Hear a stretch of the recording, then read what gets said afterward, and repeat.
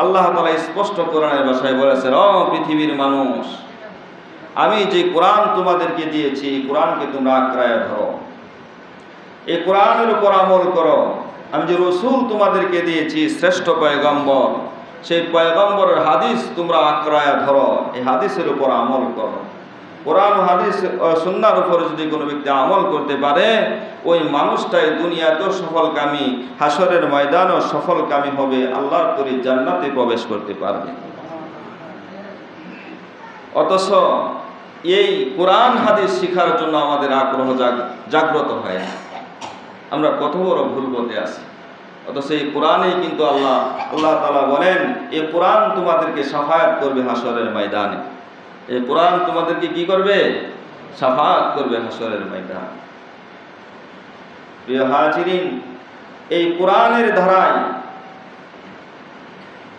যখন এই পৃথিবীর জমিনে রসুল আরবি দুনিয়াতে আসার আগ মুহূর্তে এই পৃথিবীতে সমস্ত মানুষ বড় বড় যুগে পরিণত হয়েছিল।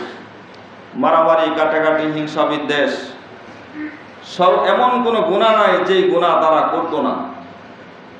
যখন কোরআন নিয়ে আল্লাহ রসুল জমিনে আসলেন, তখন আস্তে আস্তে আস্তে অন্ধকার দূর হইয়া আলো রশ্মিতে পরিণত হয়েছে। এই কোরআন মক্কা এবং মদিনায় অবতীর্ণ হয়েছে। এই কোরআন তামাম পৃথিবীর সমস্ত মানব জাতির হেদায়েত স্বরূপ আল্লাহ তাআলা পাঠাইছেন। অথচ এই কোরআনই আমরা শিখলাম না, এই কোরআনই আমরা শিখলাম না। এখনো 100-র মধ্যে 90% মানুষ কোরআন সহি করে পড়তে পারে না। এ দুঃখজনক। কষ্ট হয় দিলে যে আমি মুসলমানের সন্তান হইয়া আল্লাহ যে কিতাবটা আমাদেরকে দিয়েছেন, আমরা এই নবীর উম্মতকে পছন্দ করে যে কিতাব আল্লাহ তাআলা আমাদেরকে দিয়েছেন, এই কিতাবটাই শিখলাম। অথচ কত অযথা সময় না খাটাইলাম। ছোট্ট বয়সে কোরআন শিখতে হবে এমনটা নাকি? না বুড়া বয়সে শেখা যাবে না? নিষেধ আছে কোথাও? না তো, নিষেধ তো কোথাও নেই। অথচ এই কোরআনটা শিখলাম।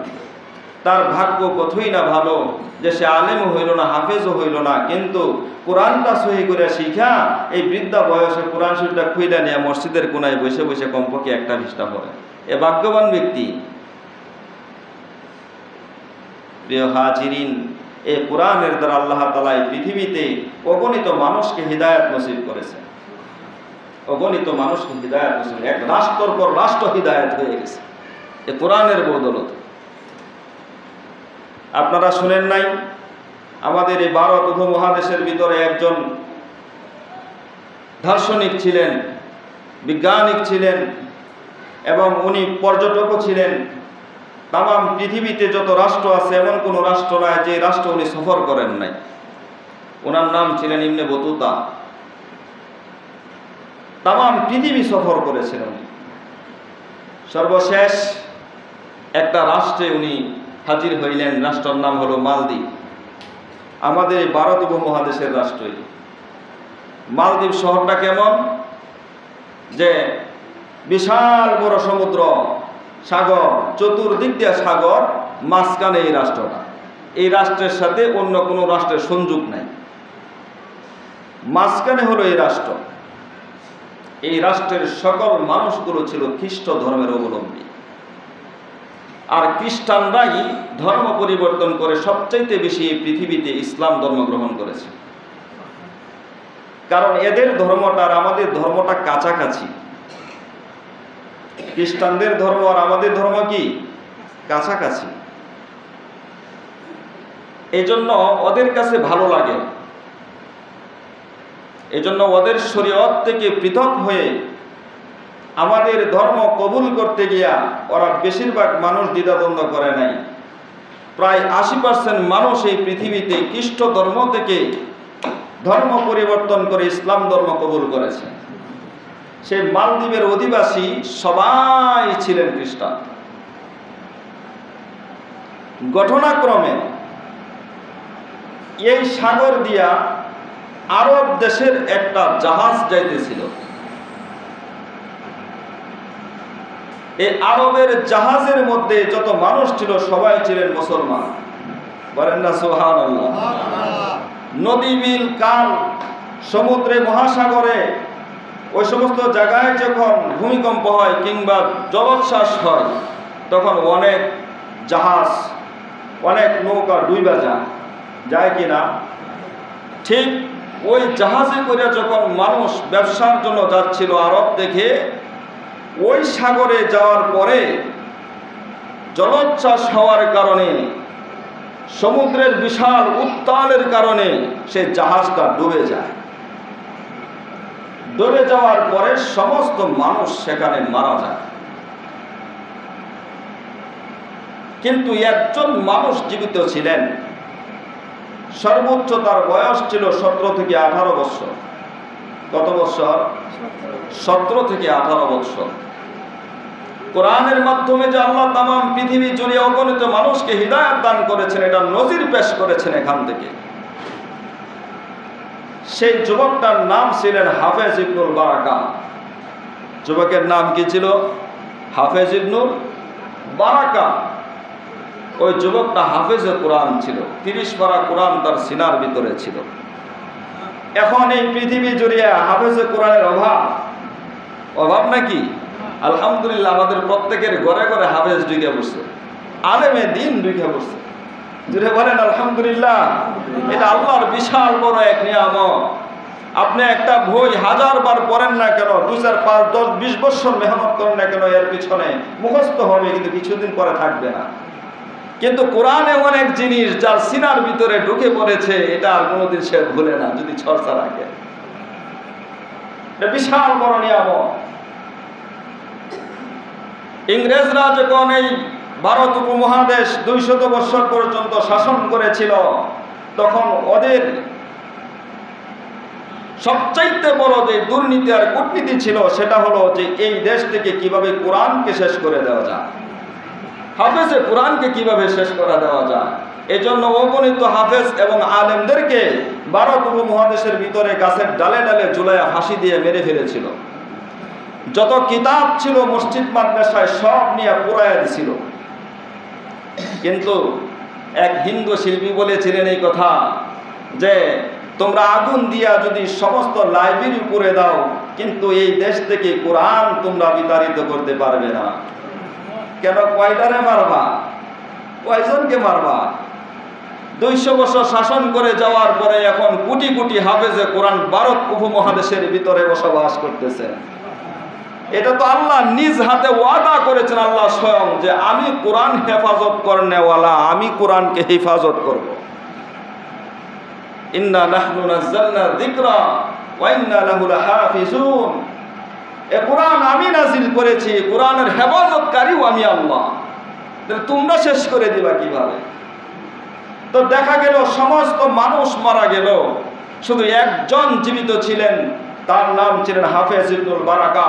উনি একটা তখতার উপর ভর করে আস্তে আস্তে সমুদ্রের মধ্যে ভাসতে ভাসতে যায় ওই যে মালদ্বীপ নামক শহরটা আছে, সেই শহরের মধ্যে যায় উঠলেন।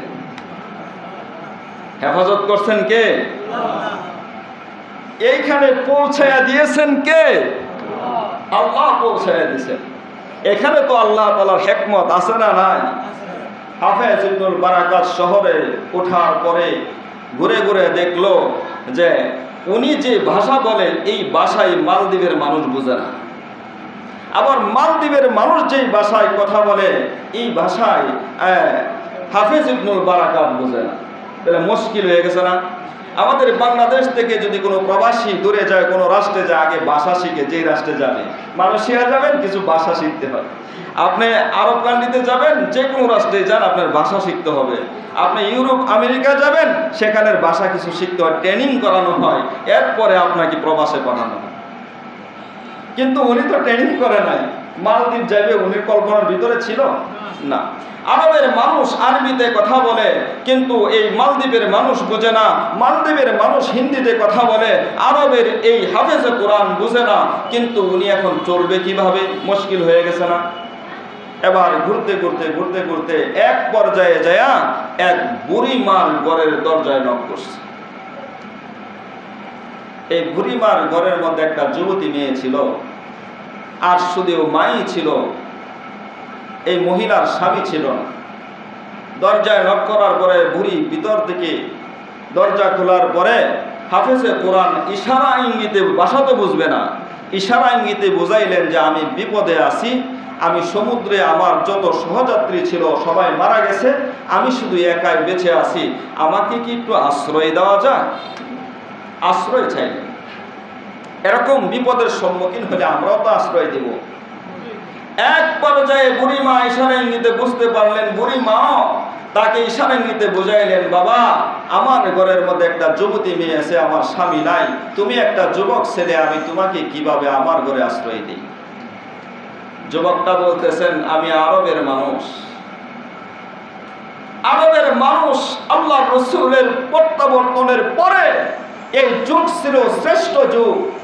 যেই যুবকরা যখন এক পর্যায়ে দেখা গেছে মাঠে ময়দানে গরু ছাগল সরাইতো, বেড়া বকরি চড়াইতো, সেখানে একটা মেয়ে যদি যাইতো, ওই মেয়েটা আমান যেতে পারে নাই, কিন্তু আল্লাহ রসুলের সহবত পাওয়ার কারণে ওই মেয়েগুলোকে এমন একটা পর্যায়ে তারা নিচে মা বলে সম্বোধন করে তার গন্তব্যস্থানে পৌঁছায় দিয়েছেন নিরাপদ স্থান।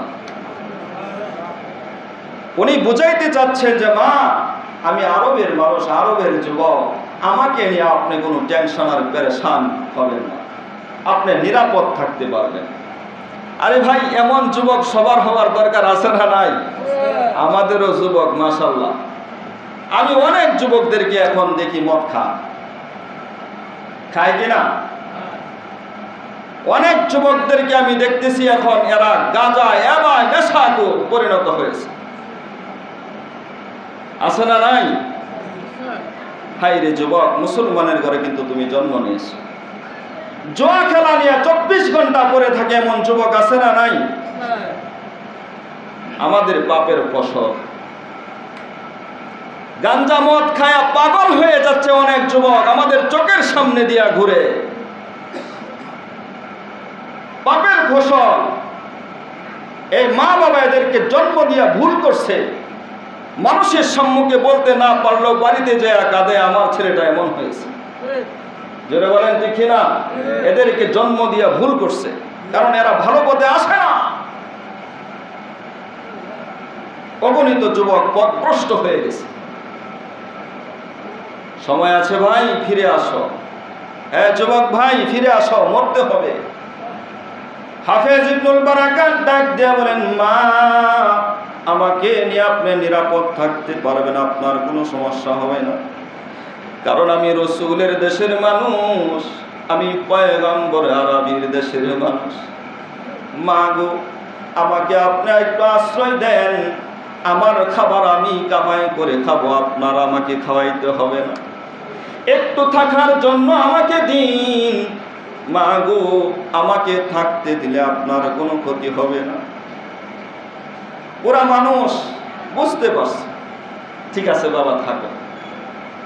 হাফেজ ইবনুল বারাকাত সেই মাল দিবে, নিজেই কামাই করে রোজগার করে নিজেই খায়, কিন্তু থাকেই বুড়ি মার বাড়িতে। হঠাৎ করে একদিন রাতের বেলা হাফেজ ইবনুল বারাকাত যখন ঘরে ঢুকলো, দুইখা দেখে মা আর মেয়ে দুইজন একজন আরেকজনকে জড়ায় ধরে কাঁদতাছে, একজন আরেকজনকে জড়ায় ধরে কাঁদতাছে। হাফেজ ইবনুল বারাকাত ভয় পেয়ে গেল, না জানি কি হয়ে গেছে। কান্নার কিন্তু দুইটা অবস্থা। কয়টা অবস্থা? দুইটা। একটা হলো দুঃখের কান্না, আর একটা হলো আনন্দের কান্না। আনন্দের কান্না কোনটা? ছেলে বিদেশ গেছে, 5-7 বছর হয়েছে, কতদিন ধরে সন্তানটারে দেখি না, এবার বাড়িতে আসার ফ্লাইট হয়েছে, এবার এই ঢাকাতে আসবে, বিমানবন্দরে আসা নামবে, আপনি ওই দিক দিয়ে গাড়ি নিয়ে গেছেন, 5-7 বছর পরে ছেলে আসা যখন বিমানবন্দরে নামলো, ছেলে আর আপনি মুখোমুখি হয়ে গেছেন। এবার ছেলেটাও দৌড়ায় আসা, চিৎকার করে কান্না করে দিয়ে বাবারে ধরে, বাবাও ছেলেটারে ধরে কান্না করে। এটা কষ্টের কান্না না সুখের কান্না? সুখের কান্না। বুঝতে পারছেন আপনারা? আরেকটা কান্নার অবস্থান হলো দুঃখের কান্না, সেটা হলো বাবা মারা গেছে কিংবা মা মারা গেছে, সন্তানরা পাশে বসে কাঁদতেছে, বাবা আর কোনোদিন তোমার চেহারা দেখতে পারবো না, আমি তোমাকে হাজার ডাকলেও বাবা আর কোনোদিন তুমি আমার ডাকে সাড়া দিবা না, মা তোমাকে আর কোনোদিন দেখতে পারবো না। এই কান্নায় পাড়া প্রতিবেশীরাও কান্না করে। এটা দুঃখের কান্না না সুখের কান্না? দুঃখের কান্না। হাফেজ ইবনুল বারাকাত তো কোরআনের হাফেজ ছিল, সে বুঝতে পারছে এটা আসলে সুখের কান্না না, এটা দুঃখের কান্না। মা মেয়ে যেভাবে কান্না করতেছে এটা কষ্টের কান্না। হাফেজ ইবনুল বারাকাত বুড়ি মার কাছে যায়, বলেন মা কেন কান্না করেন? বুড়ি মা ডাক দেয়া বলেন, রে হাফেজ ইবনুল বারাকাত, তোমার কাছে বললে কি হবে? হাফেজ ইবনুল বারাকাত ডাক দিয়ে বলেন, মা আপনি আমার কাছে বলুন, আমি কিন্তু আপনার সন্তানের মতোই আপনার বাড়িতে থাকি, আর আমি আপনাকে চাচিও বলে ডাকি না, কাকিও বলে ডাকি না, খালাও বলে ডাকি না, স্বয়ং মা বলে ডাকি। আমার কাছে আপনি বলুন। এমন সময় মা ডাক দেয়া বলেন, রে হাফেজ ইবনুল বারাকাত, আজকে আমার মেয়ের শেষ রাত, মা আর মেয়ের সাথে আর কোনোদিন দেখা হবে না। আমার মেয়েটাকে আজকে নিশ্চিত মরণ হবে, এই জন্যই মা হয়ে সন্তানকে নিয়ে পর্যন্ত বেঁচেছিলাম। আমার কলিজার টুকরা সন্তানকে যখন নিয়ে যাবে নিশ্চিত তার মৃত্যু হবে, আমি মা কেমনে সহ্য করবো, এই জন্য আমার মেয়ের দইরা কান্না করি। হাফেজ ইবনুল বারাকাত বলেন, আপনার মেয়ে তো জীবিত, নিশ্চিত মারা যাবে, এটা কনফার্ম হলেন কিভাবে? মা বলতেছেন যে আমাদের এই এলাকার ভিতরে, মালদ্বীপের ভিতরে একটা রসম আছে। রসমটা কি? প্রতি বছর একটা করে মেয়েকে জিন্দা দিয়া দিতে হয়। কেন? এর আগে আমাদের এই মালদ্বীপের উপর সমুদ্র থেকে একটা মহাবড় দস্যু এসে এই মালদ্বীপের উপর আক্রমণ করত, অগণিত মানুষ মারা যাইত এবং অগণিত মানুষের ধন সম্পদ ক্ষতি হয়ে যাইত। আমাদের মালদ্বীপের প্রেসিডেন্ট একটা নিয়ম করছে, সমুদ্রের পাশে একটা নির্জন ঘর বানাইছে, এই ঘরের মধ্যে প্রতি বছর সুন্দরী রূপসী একটা মেয়েকে নববধূ সাজায়া এই ঘরের মধ্যে রাইখা দেয়। রাইখা দেওয়ার পরে জলদস্যুটা আয়সা এই মেয়েটার সাথে যা করার করে, এর পরবর্তী সময় সকালবেলা মেয়েটার জীবিত থাকে না, যার মেয়ে তার কাছে ফেরত দেয়, কিন্তু জীবিত না, মৃত। প্রত্যেক বৎসরের তুলনায় এই বৎসর লটারিতে নাম আসছে আমার মেয়ে। আর বৈশিষ্ট্য কি হতে হবে? এক মায়ের এক মেয়ে হতে হবে। কত বড় বৈশিষ্ট্য! আর সেই তুলনায় আমার একমাত্র সন্তান এটা, আজকে তার নামটা লটারিতে আসছে, এই জন্য মা সহ্য করতে না পেরে আমার মেয়েকে ধরে আমি কান্না করতেছি। হাফেজ ইবনুল বারাকাত ডাক দেওয়ার, মা চোখের পানিগুলো মুছে ফেলুন, আর কান্না করবেন না, আর কান্না করতে হবে না। মা ডাক দিয়ে বলেন, কেন গো, কেন কান্না করবো না? হাফেজ ইবনুল বারাকাত ডাক দিয়ে বলেন, মা গো, আমি তো এখনো মাত্র 17-18 বছরের পালোয়ান যুবক, এখনো পর্যন্ত দাড়ি মুছগুলো ভালো করে উঠে নাই। আপনার মেয়ের জন্য নববধূ সাজানোর জন্য যে সমস্ত অলংকার দিয়ে এনেছেন আর যে সমস্ত নতুন কাপড়গুলো এনেছেন, মা আমাকে সেইগুলো পরায়া দিন, আমাকে সেই অলংকারগুলো পরায়া দিন, আর আমাকে সেই কাপড়গুলো পরায়া দিন মা। আর আপনার মেয়েটাকে, আমার বোনকে আলাদা আড়াল করে নিয়ে যান। পুলিশ যখন আসবে, আমি হাফেজ ইবনুল বারাকাতকে নববধূ সাজায়া পুলিশের হাতে উঠায়া দিবে। মা ডাক দেওয়া, না, নিশ্চিত মরণের জায়গায় আমি তোমাকে উঠায়া দিতে পারি না। হাফেজ ইবনুল বারাকাত বলেন, মা আমার কিচ্ছু হবে না ইনশাআল্লাহ, আপনি আমাকে নিজ দ্বিধায় উঠায়া দিতে পারেন। হাফেজ ইবনুল বারাকাত বলেন, আমি সুন্দর করে নববধূ সাজলাম, আমার বোনটাকে আড়াল করে দিয়া দিলাম। পুলিশ আসলো, আমাকে যখন তাদের হাতে উঠায়া দিল, পুলিশ তো আর আমার চেহারা দেখে নাই, আমি তো নববধূ, আমি কিন্তু পুরুষ মেয়ে না। আমাকে যখন উঠায়া দিল, এই পুলিশগুলো সেই নির্জন ঘর সমুদ্রের পাশে, যেখানে কোনো ঘর বাড়ি নাই, কোনো সঙ্গী নাই, সাথী নাই, বন্ধু নাই, বান্ধব নাই, আমাকে সেই ঘরের ভিতরে ঢুকাইয়া বাহির দিয়া বিশাল বড় একটা তালা মাইরা দিছে। হাফেজ ইবনুল বারাকাত বলেন, এমন নির্জন ঘর আমি জিন্দেগিতে দেখিনি। এই ঘরের ভিতরে যখন আমি অবস্থান করতেছিলাম, যখন রাত্র গভীর হয়ে যাইতেছিল, তখন আমার ভিতরে একটু ভয় কাজ করতেছিল, কিন্তু আমি ভয় পাওয়ার পরেও সাহস জোগাইলাম যে না, আমার যদিও আমি একা না, স্বয়ং আল্লাহ আমার সাথে আছেন। হাফেজ ইবনুল বারাকাত বলেন, রাত্র গভীর হতে শুরু করলাম, আর আমি অপেক্ষা করতেছিলাম দেখি কোন জলদস্যু আসে, কত বড় শয়তান না সেটা আমি দেখতে চাই। এমন সময় তাকায়া দেখি যখন রাত্রে 2টা থেকে 3টা বেজে যায়, এমন সময় তাকায়া দেখি সমুদ্রের মাঝখান থেকে বিশাল বড় দেহের অধিকারী এক দানব উঠে আমার দিকে আসতেছে, এই ঘরের দিকে আসতেছে, আর আমিও তার দিকে তাকায় রইলাম। সে যখন কাছাকাছি আইসা পড়লো তখন আমি ভাবতে শুরু করলাম তার সাথে আমি কি দিয়া মোকাবেলা করব, তার সাথে আমি কিভাবে যুদ্ধ করব। আমার কাছে তো অস্ত্র নাই, আমার কাছে তো তীর ধনুক নাই, পিস্তল নাই, কি দিয়া তার সাথে মোকাবেলা করব। এক পর্যায়ে এসে আল্লাহ রাব্বুল আলামিন তার মাথার মধ্যে একটা ব্রেন দিয়া দিছে। আল্লাহ তাআলা ডাকতেন, হাফেজ ইবনুল বারাকাত রে, তোর হাতে যদিও তলোয়ার নাই, অস্ত্র নাই, কোনো সামগ্রী নাই, কিন্তু আমি আল্লাহ রাব্বুল আলামিন তোর সিনার ভিতরে 30 পারা আল কোরআন দিয়া রাখছি। হাফেজ ইবনুল বারাকাত আর কোনো চিন্তা করলেন না, এবার শুধুমাত্র চক্ষু বন্ধ করে আউযু বিল্লাহ বিসমিল্লাহ বলে সূরা ফাতিহা থেকে শুরু করে কোরআন তেলাওয়াত শুরু করে দিলেন। এক পর্যায়ে যখন দেখলো ওই দস্যু আসতেছে আর কোরআন তেলাওয়াত তিনিও চালায়া দিছে, এমন সময় দেখা যায় এই কোরআনের পাওয়ার, কোরআনের স্পিডের দেখা যায় সেই জলদস্যুর শরীরে লাইগা পড়ছে। হাফেজ ইবনুল বারাকাত বলেন, আমিও কোরআন তেলাওয়াত ছাড়ি না, সেও আসা বন্ধ করে না, সেও আসতে চায়, আমিও কোরআন তেলাওয়াত বন্ধ করি না। এক পর্যায়ে কোরআন তেলাওয়াতের, কোরআনের যে পাওয়ার, এই পাওয়ার তার শরীরে এমনভাবে স্পিড করেছে, এমনভাবে ধাক্কা লেগেছে, এক পর্যায়ে দেখা যায় সেই সমুদ্রের বিশাল বড় দানব পরাজিত হইয়া সমুদ্রের ভিতরেই তলায়া গেছে। কোরআনের বদৌলত, কোরআনের শক্তি। প্রিয় হাজিরিন, সর্বশেষ কি হলো, তার শরীরের যত কাপড় চোপড় ছিল, ওই যে মেয়েলি পোশাকগুলো ছিল, পুরুষের পোশাকের উপর দিয়ে মেয়েলি পোশাকগুলো পরাইয়া দিয়েছিল, এবার সে কি করলো, সেই মেয়েলি পোশাকগুলো খুলে ফেললেন। এইভাবে খুলে তার পুরুষের পোশাক নিচে ছিল, ওই পুরুষের পোশাক পরে ঘরের ভিতরে বসে আছে।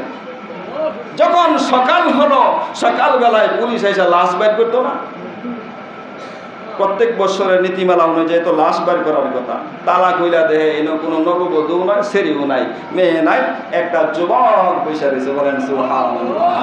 পুলিশরা বলেন, হ্যাঁ যুবক, তুমি কোথা থেকে আসলে? এখানে একটা নববধূ রেখে গিয়েছিলাম, সে কোথায়? হাফেজ ইবনুল বারাকাত ডাক দিয়া বলেন, পুলিশ ভাই, এখানে কোনো নববধূ রেখে যাও নাই, আমাকেই রেখে গিয়েছিলাম। না, তোমার রেখে যাই নাই, নববধূ রেখে গিয়েছিলাম। সে কোথায়? বলতেছে, আমি এই যে কাপড় চোপড় পাশে, আমি নববধূ সেজে এখানে আসছিলাম। যদি তাই হয় তাহলে চলো আমাদের প্রেসিডেন্টের কাছে, কারণ প্রেসিডেন্টকে দেখাই দিব। এবার প্রেসিডেন্টের কাছে, বাদশাহর কাছে নিয়ে গেল। নিয়ে যাওয়ার পরে বাদশাহ বলতেছে, তোমার কথা কি ঠিক? হ্যাঁ ঠিক। তোমার বাড়ি কোথায়? আমার বাড়ি হলো আরবে। এখানে আসলে কিভাবে? পুরা ইতিহাস খুলে বললেন। তোমার নাম কি? আমার নাম হাফেজ ইবনুল বারাকাত। তো হাফেজ মানে কি? তো কোরআন। তো কোরআন কি? আরে এরা তো মুসলমান না, এরা চিনবে কিভাবে কোরআন কি? কোরআন হলো আল্লাহর প্রদত্ত নিয়ামতের একটা গ্রন্থ, যেটা বিশ্বনবী মুহাম্মদুর রাসূলুল্লাহ সাল্লাল্লাহু আলাইহি সাল্লামের উপর নাজিল হয়েছে তাম পৃথিবীর মানব মণ্ডলীর হেদায়েতের জন্য। এবার বাদশাহ ডাক দেওয়া, হাফেজ ইবনুল বারাকাত, যদি তাই হয়, তোমাকে যদি এই করে রাখার পরে তুমি কি দেখেছো? আমি দেখেছি একটা বিশাল বড় দানব এসেছিল, আমি যখন কোরআন তেলাওয়াত করলাম পরাজিত হয়ে সমুদ্রের মধ্যে তলায় গেছে। কথাই নাকি কহা, তোমার কথা যদি সত্য হয় তাহলে আমিও তোমার একটা ঘোষণা দিয়ে রাখলাম, আগামী বছর যখন এই দিন আসবে, এই দিনে আবার তোমাকে নববধূ সাজায় সেই ঘরের মধ্যে রাখবো। তুমি যদি জীবিত থাকো, হাফেজ ইবনুল বারাকাত, আমি প্রেসিডেন্ট ওয়াদা করলাম, আমার এই রাজ্যের যত মানুষ আছে সমস্ত মানুষকে নিয়ে তোমার হাতে হাত দিয়া কালিমা পড়ে মুসলমান হয়ে যাব। আল্লাহ তাআলা যে বলেছেন যে কোরআন সমস্ত মানব জাতির জন্য হিদায়াত, এটা 100% সত্য। জুড়ে বলেন ঠিক কিনা?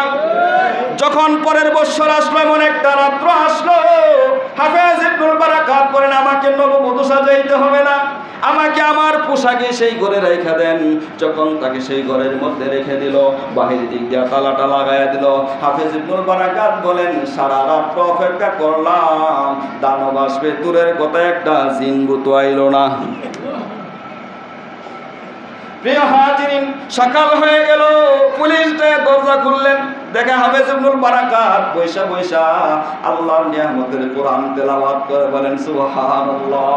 হাফেজ ইবনুল বারাকাতকে নিয়ে যখন প্রেসিডেন্টের সামনে হাজির হইল, এবার হাফেজ ইবনুল বারাকাতকে জিজ্ঞাসা করে, আল্লাহর বান্দা, তুমি কি রাত্রবেলা কিছুই দেখো নাই? হাফেজ ইবনুল বারাকাত বলে, আল্লাহর কসম, গত বছর দেখছিলাম, এই বছর দেখি নাই। গত বছর দেখছিলাম, এই বছর দেখি নাই। সে এমন ভাবে পরাজিত হয়েছে। আমি হাফেজ ইবনুল বারাকাত বলি, আল্লাহর কোরআনের বদলতে কিয়ামত পর্যন্ত আর কোনোদিন সমুদ্র থেকে দানব এসে মালদ্বীপের উপর আর হামলা করবে না। এবার প্রেসিডেন্ট ডাকতে বলে, তুমি তোমার ওয়াদা পূরণ করেছো, আমার ওয়াদা তো বাকি আছে। তুমি তোমার ওয়াদা পূর্ণ করেছো, আমার ওয়াদা বাকি আছে। আমার ওয়াদা ছিল, তুমি যদি জীবিত ফিরো, আর কোরআন যদি সত্য হয়ে থাকে, মুহাম্মদ যদি সত্য হয়ে থাকে, আর তুমি হাফেজ কোরআন যদি সত্য হয়ে থাকো, জীবিত ফিরে আইসা থাকো, তাহলে আমার ওয়াদা ছিল এই মালদ্বীপবাসীর সমস্ত খ্রিস্টানদেরকে নিয়ে আমি তোমার হাতে হাত দিয়া কালিমা পড়ে মুসলমান হয়ে যাব। এই রাজ্যের প্রহরীরা, সবাইকে ডাকো। সবাইকে ডাকলেন, মাঠের মধ্যে সবাই উপস্থিত হইল। এবার ডাক দিল, হাফেজ ইবনুল বারাকাত রে, কেমনে মুসলমান হইতো একটু কইয়া দাও। হাফেজ ইবনুল বারাকাত বলেন, বেশি কিছু না, সবাই কি পাক পবিত্র হয়ে আসছেন? হ্যাঁ, পাক পবিত্র হয়ে আসছি।